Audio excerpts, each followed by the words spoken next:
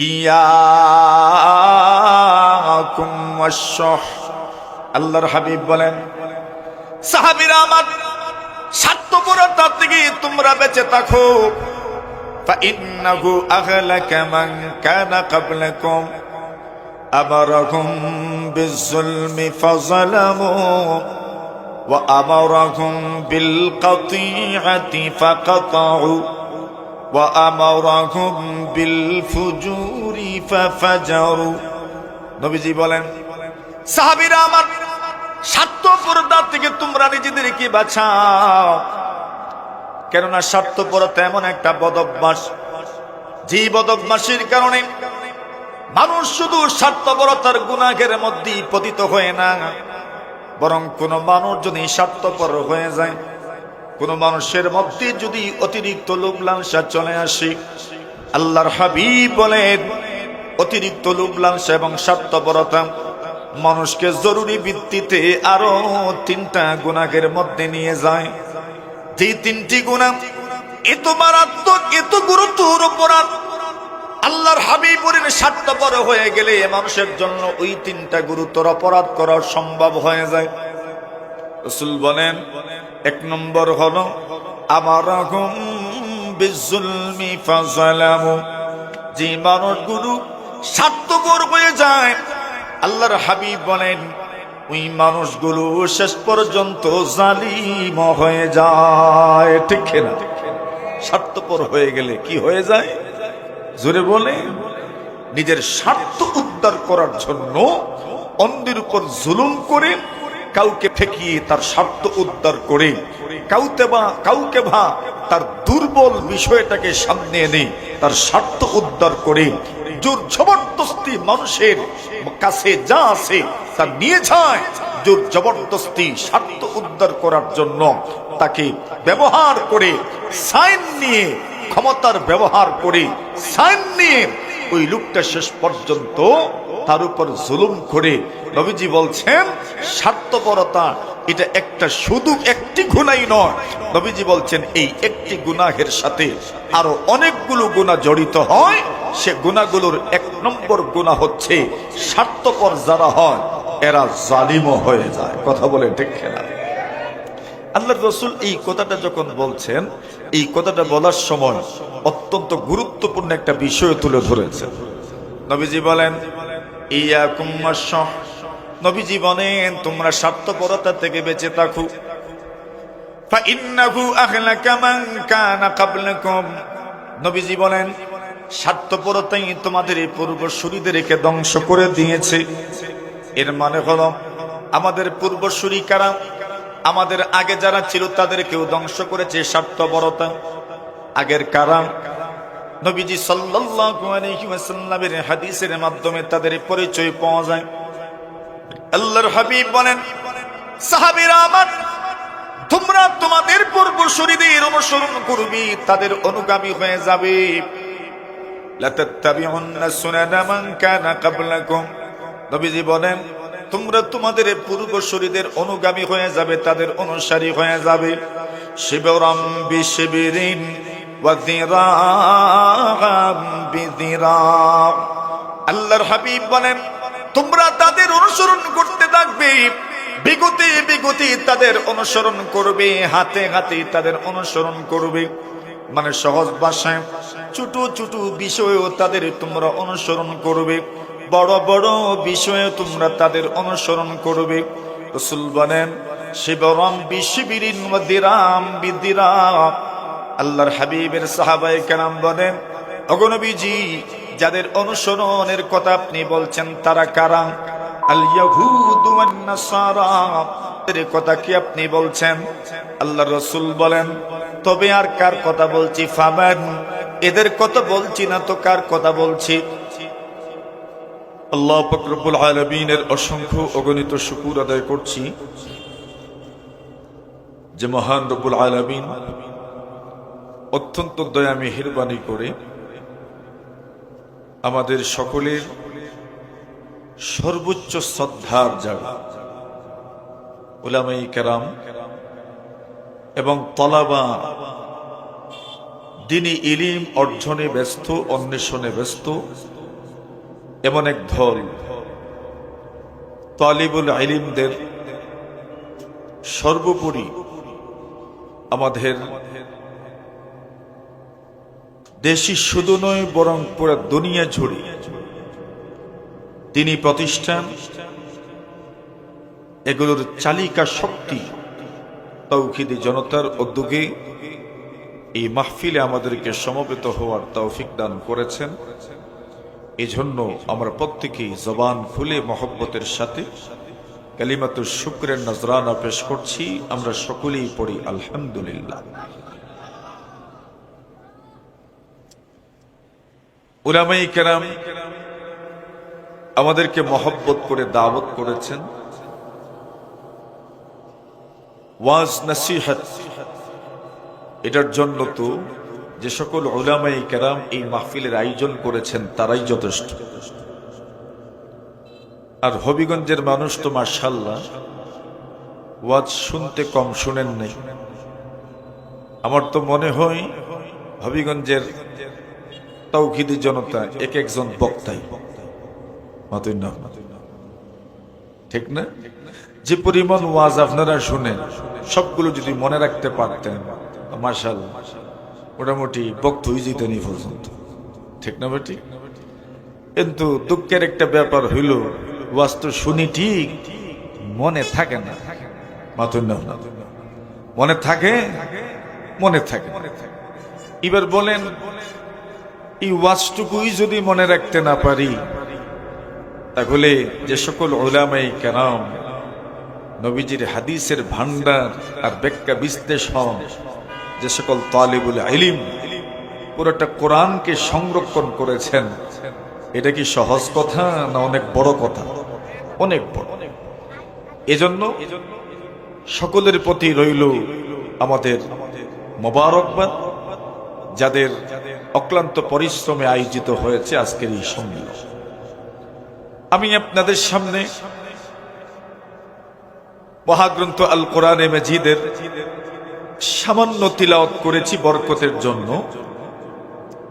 মহানবী হযরত মুহাম্মদুর রাসূলুল্লাহ সাল্লাল্লাহু আলাইহি ওয়াসাল্লামের জবান নিঃসৃত অসংখ্য অগণিত হাদিসের ভান্ডার থেকে এক হাদিস আমি আপনাদের সামনে পাঠ করেছি। হাদিসের মধ্যে নবী আকরাম সাল্লাল্লাহু আলাইহি ওয়াসাল্লাম চারটা বিষয়ের গুরুত্বপূর্ণ কিছু পয়েন্টে কথা বলেছেন। নবীজি বলেছেন তিন জিনিস মানুষকে ধ্বংস করে দেয়, এরপরে বলেছেন তিন জিনিস মানুষকে পরিত্রাণ দেয়, মুক্তি দেয়, তিন জিনিস মানুষকে বাঁচায়, হেফাজত করে। এরপরে বলেছেন আরো তিন জিনিস আছে যে তিন জিনিস মানুষের গুনাহ মাফ হয়ে যায়। সুবহানাল্লাহ বল জোরে সুরে। এরপরে বলেছেন আরো তিন জিনিস এমন আছে যে তিনটি জিনিসের কারণে মানুষের মর্যাদা বৃদ্ধি হয়। কয়টা হইছে? ও ছয়টাই, আগেটার মনে নাই।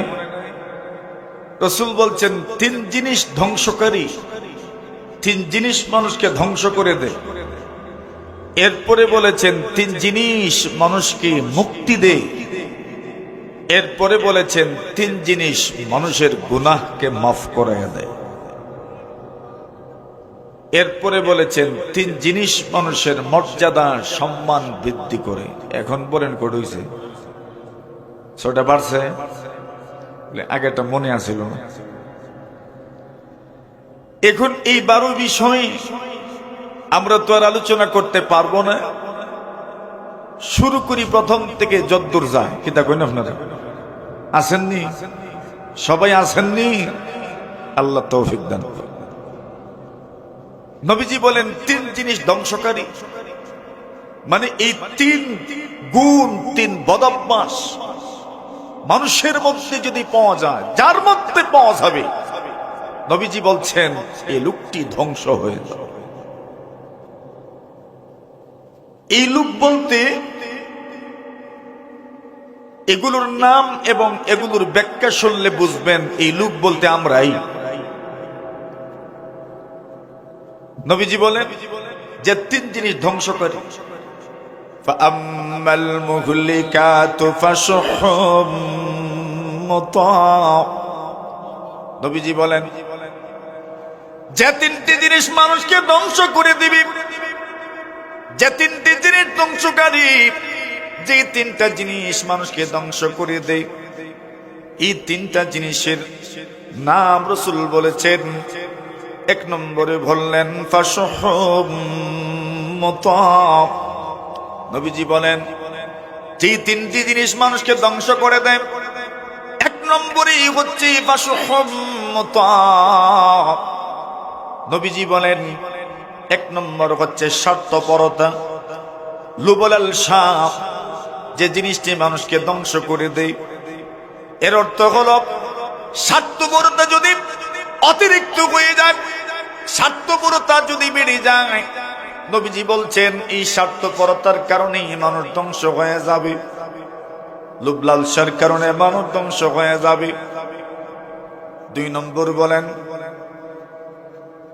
আল্লাহর হাবিব সাল্লাল্লাহু আলাইহি ওয়াসাল্লাম বলেন দুই নম্বর বিষয়টা হচ্ছে যে জিনিস মানুষকে ধ্বংস করে দেয়, মানুষ যখন তার নফসের গোলাম হয়ে যায়, প্রবৃত্তির গোলাম হয়ে যায়, মানুষ যখন তার মনের পূজারী হয়ে যায়, ওই মনের পূজারী হয়ে যাওয়াটাই মানুষকে ধ্বংস করে দিবে।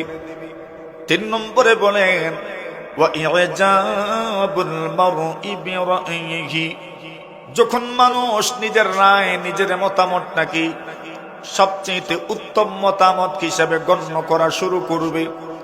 নবীজি বলেন এই তিনটি জিনিস যার মধ্যে পাওয়া যাবে, আল্লাহর হাবিব বলেন ওই লোকটা যেন ধ্বংস হয়ে গেল। ঠিক না? এখন আসেন, প্রথমটা হচ্ছে স্বার্থপরতা। এখন স্বার্থপরতা তো নাই, ওই আমরা আছে, এমন কোন মানুষ নেই যার মধ্যে স্বার্থপরতা নেই, থাকবেই।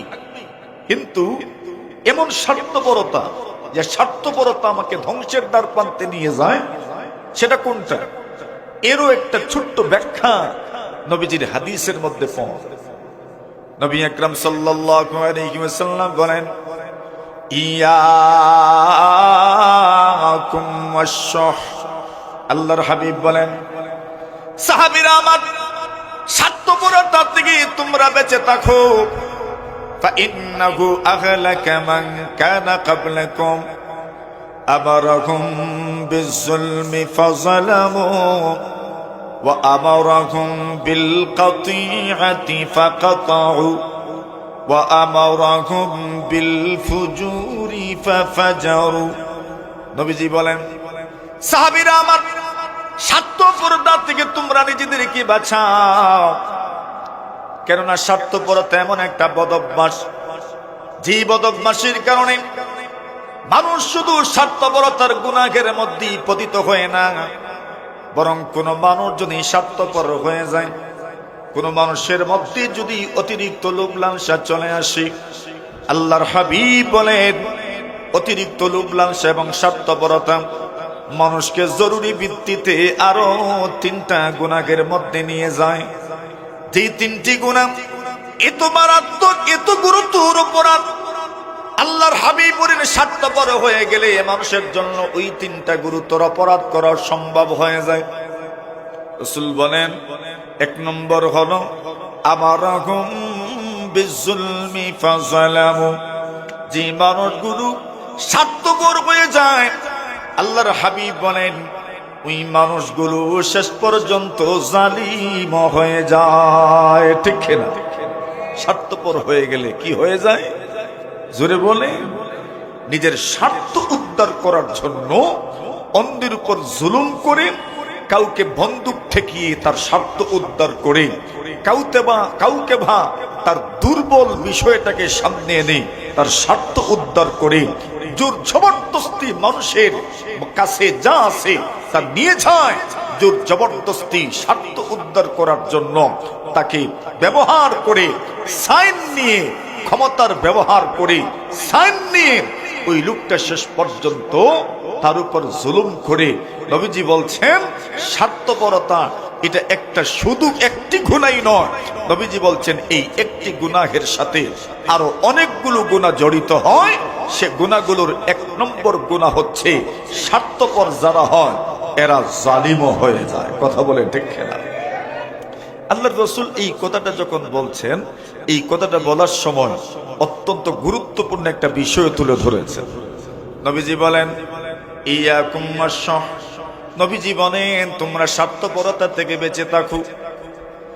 ফাইন্নাহু আহলাকা মান কানা ক্বাবলাকুম, নবীজি বলেন স্বার্থপরতাই তোমাদের এই পূর্বসূরীদেরকে ধ্বংস করে দিয়েছে। এর মানে হলো আমাদের পূর্বসূরী কারা, আমাদের আগে যারা ছিল তাদেরকেও ধ্বংস করেছে স্বার্থপরতা। আগের কারা?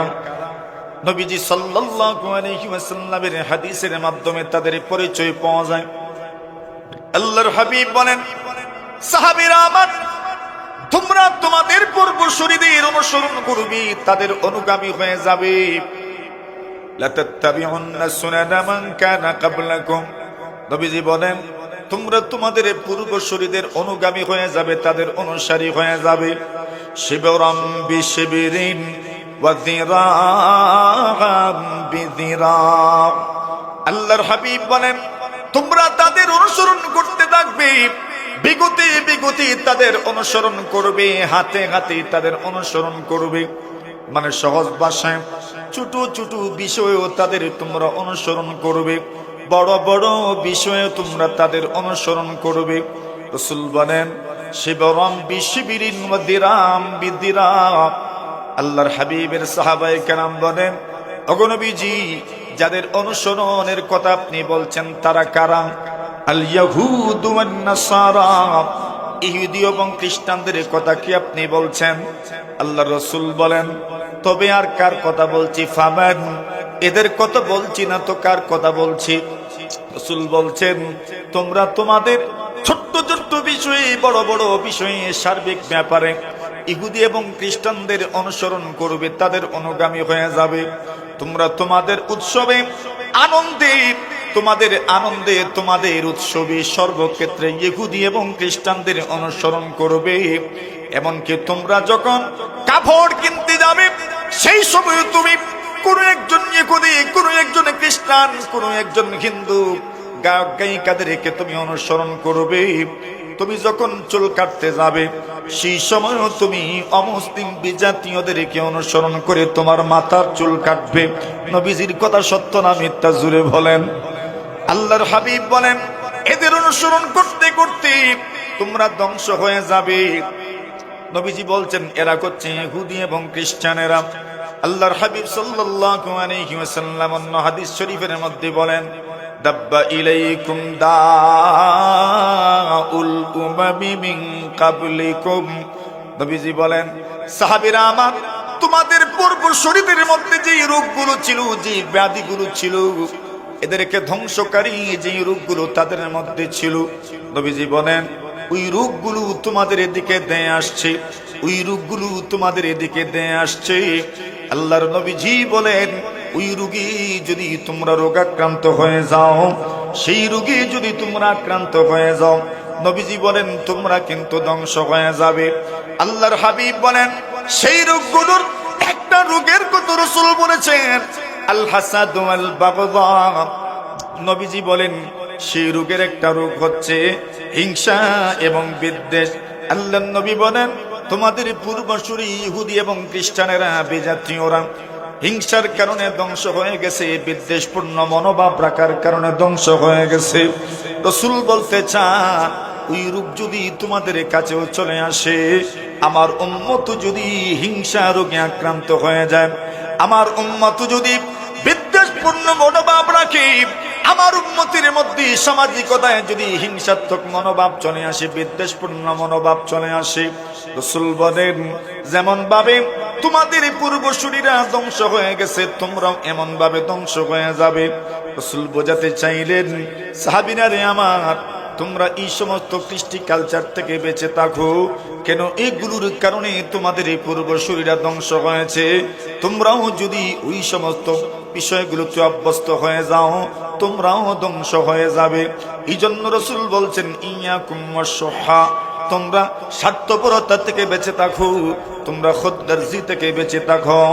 ফাইন্নাহু আহলাকা মান কানা ক্বাবলাকুম, কেননা স্বার্থপরতাই তোমাদের এই পূর্বসূরীদেরকে ধ্বংস করেছে।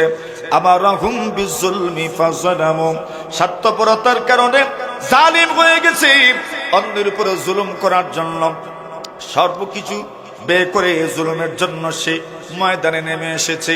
নবীজি বলেন, স্বার্থপরতার কারণে মানুষ 2 নম্বর যে গুনাহটা করে, সেই গুনাহটা হলো আমারহুম বিল কাতিয়াতি ফাকাতাউ। নবীজি বলেন, স্বার্থপরতার কারণে 2 নম্বর যে গুনাহ হয়, সেই গুনাহ হলো আত্মীয়তার সম্পর্ক মানুষ ছিন্ন করে ফেলে। ঠিক কিনা? স্বার্থপরতার কারণে মানুষ আত্মীয়তার সম্পর্ক ছিন্ন করে ফেলে। আত্মীয়তার সম্পর্ক কেন ছিন্ন হলো? আপনি নেপথ্যে কারণ তালাশ করতে যাবেন তো দেখবেন এর পিছনে কারণ হলো স্বার্থপরতা। কথা বলেন ঠিক কিনা? স্বার্থ যদি উদ্ধার হয় তো আত্মীয়তার সম্পর্ক ঠিক থাকে, স্বার্থ যদি উদ্ধার না হয় আত্মীয়তার সম্পর্ককে গুড বাই বলা হয়। কথা বলেন ঠিক কিনা? অথচ রাসূল আকরাম সাল্লাল্লাহু আলাইহি ওয়াসাল্লাম বলেন, মান সারানাহু, সাহাবীরা আমার, আল্লাহর জমিনের কোন মানুষ যদি তার মনে যদি কামনা থাকে, তার মনে যদি আকাঙ্ক্ষা থাকে, মান সারানাহু আইয়ুবসাতানাহু ফি রিজকিহি আও ইউনসা ফি আসারিহি ফালইয়াসিল রাহিমা। আল্লাহ রাসূল বলেন, সাহাবীরা আমার, দুনিয়ার কোন নারী ও পুরুষ যদি চায় তার হায়াতের মধ্যে বরকত হোক, আল্লাহর হাবিব বলেন, পৃথিবীর কোন নারী ও পুরুষ যদি চায় তার হায়াতের মধ্যে বরকত হোক, তার রিজিকের মধ্যে বরকত হোক, এখানে আমরা যারা বসে আছি আমাদের সবার মনের চাওয়া, মনের পাওয়া হচ্ছে রিজিকেও যেন বরকত হয়, আমাদের হায়াতেও যেন বরকত হয়। কথা বলেন ঠিক কিনা? সবার মনের চাওয়া গুলো হায়াতে যেন বরকত হয়, রিজিকেও যেন বরকত হয়। আল্লাহর হাবিব বলেন, কোন মানুষ যদি চায় তার হায়াতের মধ্যে বরকত হোক, তার রিজিকের মধ্যে বরকত হোক, নবীজি বলেন আত্মীয়তার সম্পর্ক যেন রক্ষা করেন।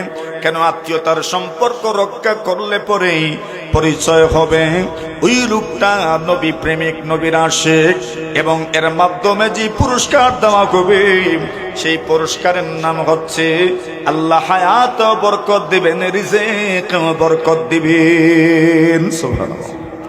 আত্মীয়তার সম্পর্ক জোরে রাখলে অনেক লোকজন বুঝে দাঁড়ানো আছেন, আপনারা একটু সামনের দিকে আসলে অনেক লাভ হবে, ওই লোকজন বসতে পারবেন ইনশাআল্লাহ। আয়ুন আয়ুন, আপনারা একটু সামনের দিকে। মাশাআল্লাহ মাশাআল্লাহ।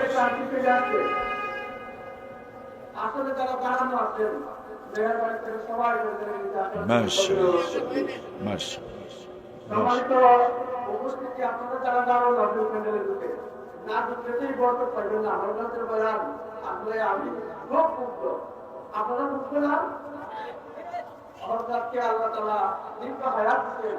আমরা একটু আসি, আমরা একটু সামনে আসি, একটু সামনে একটু টাকা জায়গা বলতে পারি, কেউ শুনে না। আইন সবাই চলে আসে। وَإِذَا قِيلَ لَكُمْ تَفَسَّحُوا فِي الْمَجَالِسِ فَافْسَحُوا يَفْسَحِ اللَّهُ لَكُمْ وَإِذَا قِيلَ انشُزُوا فَانشُزُوا يَرْفَعِ اللَّهُ الَّذِينَ آمَنُوا مِنكُمْ وَالَّذِينَ أُوتُوا الْعِلْمَ دَرَجَاتٍ। আমি যে আয়াত তেলাওয়াত করেছি, আয়াতের তরজমাটা আপনাদেরকে শোনাই, একটু ব্যাখ্যা করি। আল্লাহ বলেন, وَإِذَا قِيلَ لَكُمْ تَفَسَّحُوا فِي الْمَجَالِسِ فَافْسَحُوا। আল্লাহ বলেন, নবীজি উম্মতদেরকে জানায়া দিও, আমি আল্লাহ ঘোষণা করছি, যখন তোমাদেরকে বলা হবে মাহফিলের মধ্যে, মজলিসের মধ্যে একটু জায়গা ফাঁক করে দাও। আল্লাহ নবীজি বলেন, আল্লাহ বলছেন ফাফসাহু, জায়গাটা একটু প্রশস্ত করে দিও, জায়গা বের করে দিও। লাভটা কি হবে? নবীজি বলেন ইয়াফসাহিল্লাহু লাকুম, আল্লাহর নবীজি বলেন, আল্লাহ বলেছেন আল্লাহ তার জন্য জান্নাতে রাস্তা এবং জান্নাতে জায়গা প্রশস্ত করে দিবেন। এখন খুশি হয়েছেন নি আপনার মাথুর নাজে? খুশি হয়েছেন? জায়গা প্রশস্ত করলে জান্নাতে আপনাদের জন্য জায়গা প্রশস্ত করা হবে। জায়গা প্রশস্ত বলতে কি, আমরা অনেক সময় মিটিং এ বসি না, কেমনে বসি? গুল হইয়া বসি, গুল হইয়া বসি। তো আরবের লোকজন সাধারণত এইভাবেই বসে। তো এখন মনে করেন গুল হয়ে বসছি আমরা, তো পরে 2-3 জন লোক আসলেন, এখন জায়গা করবেন কেমনে? বলে একটু প্রশস্ত। প্রশস্ত কেমনে? বলে সবাই একটু পিছইলে, ঠিক আছে নি? বুঝছেন না? না না, সবাই একটু পিছনে গেলে, একটু পিছন দিকে গেলে আরেকজন 2 জন 3 জন 4 জনের বসার জায়গা হবে কিনা? জায়গা হবে। এটা হলো প্রশস্ত করো। আমরা যেহেতু একজনের পিছনে আরেকজন বসি, তো আমাদের সিস্টেম হইল যে যখন বলা হবে একটু জায়গা বের করে প্রশস্ত করেন, তখন আমাদের হুকুম হইল আমরা যেন সবাই একটু সামনের দিকে চলে আসি। আসলে পরে আরো কিছু লোকজনের জায়গা তৈরি হয়ে যাবে, ঠিক না বেটি? তো আপনারা যে আসছেন, আপনারা ওই হুকুম পালন করেছেন, ফায়দা কি, ফলাফল কি, লাভ কি? লাভটা হইল ইয়াফসাহিল্লাহু লাকুম, আল্লাহ আপনাদের জীবনের সংকীর্ণতা দূর করে দিবেন এবং জান্নাতের মধ্যে আল্লাহ প্রশস্ত জায়গা আপনাদেরকে দান করবেন। সুবহানাল্লাহর আওয়াজে বোঝা গেছে খুশি হইছেন না মনে? আর একটু জোরে সোরে। আচ্ছা, এর সাথে আরেকটা যুক্ত করি। রাসূল আকরাম সাল্লাল্লাহু আলাইহি ওয়াসাল্লাম কথা বলছেন, মজলিস চলছে, রাসূলের মজলিস চলমান, দ্বীনি কথাবার্তা হচ্ছে।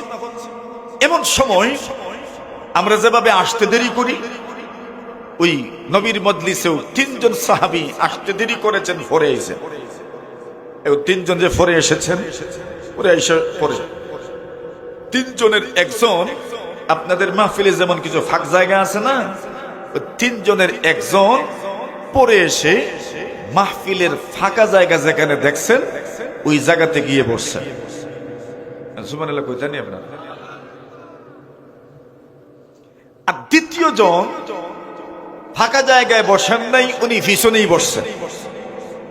আর 3 নম্বর জন বসলেনই না, চলে গেছেন। কয়জন হয়েছেন? প্রথম জন কি করছেন? ফাঁকা জায়গায় বসছেন। 2 নম্বর জন কি করছেন? পাছনে বসছেন। আর 3 নম্বর জন চলে গেছে। এখন এই 3 জনের যে 3 আমল, এই 3 আমলের প্রতিদান কি একই নাকি ভিন্ন? ভিন্ন। আল্লাহ রাসূল বলেন, আমি কি এই 3 জনের আমলের প্রতিদান বলবো না? সাহাবায়ে কেরাম বলেন, কেন নয়? অবশ্যই বলুন। আল্লাহ রাসূল বললেন, 2 জন তো বসছেন। কয়জন? আম্মা আহাদুহুমা ফাআওয়া ইলাল্লাহ ফাআওয়াহুল্লাহ। নবীজি বলেন, সাহাবীরা আমার, এই 3 জনের মধ্য থেকে প্রথম জন যে লোকটা মজলিসের মধ্যে ফাঁকা জায়গা দেখেছেন, রাআ ফুরজাতান ফিল হালাকাতি ফাজালাসা ফিহা, আল্লাহর বান্দা মজলিসের মধ্যে ফাঁক জায়গা দেখেছেন এবং ওই ফাঁক জায়গায় গিয়ে বসেছেন।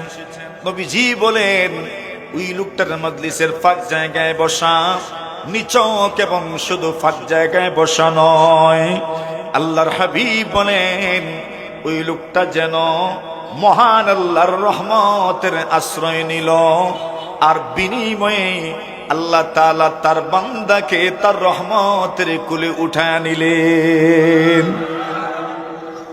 এবার বলেন, একজন মানুষ মাহফিলে বসার ওই প্রক্রিয়ার মাধ্যমে আল্লাহর রহমত প্রাপ্ত হয়ে যায়, এই মানুষের আর কি বা লাগে? আর কি লাগে? এবার বাকি রইল দ্বিতীয় জন। কোন জায়গায় বসছে? পেছনে। যেটা আমরা করি সাধারণ। আল্লাহর হাবিব বলেন, ওয়া আম্মাল আখার ফাস্তাহিয়া মিনাল্লাহ ফাস্তাহিয়াল্লাহু মিন। নবীজি বলেন, সাহাবীরা আমার 2 নম্বর ব্যক্তি সামনে আসলেন না, ফাঁকা জায়গা উনি নিজের চোখে দেখেছেন, মাহফিল